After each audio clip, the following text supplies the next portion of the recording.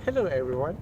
Today we are going to talk about a characteristic of airline considered as high barriers to enter the market.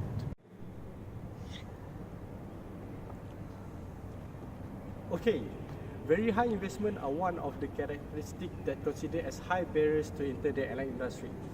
Why very high investment are considered as a high barriers to enter the airline industry? Okay, first, resources. That is hard to find these resources such as land, labor, and capital. And a very high cost to open a new airline industry. This is because we need to buy a new aircraft. We need to pay all the technician. After resources, to open a new airline industry considered as a very high cost because we need to buy a new aircraft, to paying the technician, to paying the crew, all the crews, all the maintenance that we need to take care. And it's also a very risky. This is because we need to know the weather, the competition other airline industry, and yes, very high investment are one of the characteristics considered as a high barriers to enter the airline industry. That's it. Other characteristics that considered as a high barrier in airline industry is such as very close government regulation and relation, that is VCGR. What is VCGR? So basically VCGR is an agency that can fund themselves by using a small fees for market participations, which it's depend on the regulation to enjoy the benefit of financial market. So traffic right. Traffic right is a government to government relation that involve two or more country. So with this traffic right, it will help the airline industry in future when there is anything happen to the airline related to safety. Other than that, financial institution also involved, such as bank and also Ministry of Finance.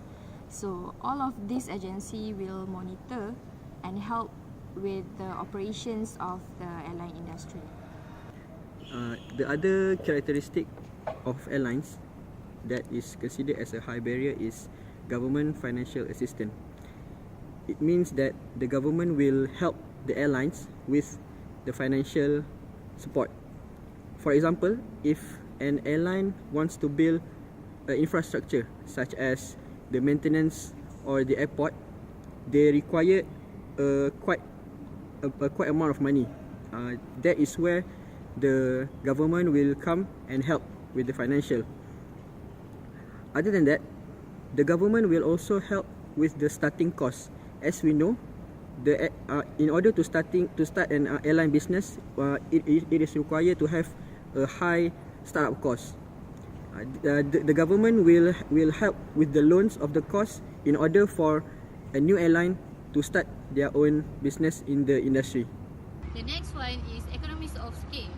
Economies of scale is a very important key concept for any business in any industry. Consumer must try to understand why a smaller company will charge them more for a similar product that being produced by a larger industry. EOS means that production become more efficient as the number of product being produced increase. In most cases, company achieve EOS will lower the average cost of product by increasing the production number. That is because the fixed cost is being spread for a larger number of production of goods. In EOS, the cost of each product depends on the size of the company or industry. The bigger the industry, the more cost advantage they will gain. For big company, this will be especially be the advantage for them as they can enter the larger market. But a small to medium industry, by increasing the production, it will actually increasing the cost for them. Okay, so lastly, one of the greatest barrier for airline to enter the industry is how they want to grow and expand their business. This is in terms of growth through merger.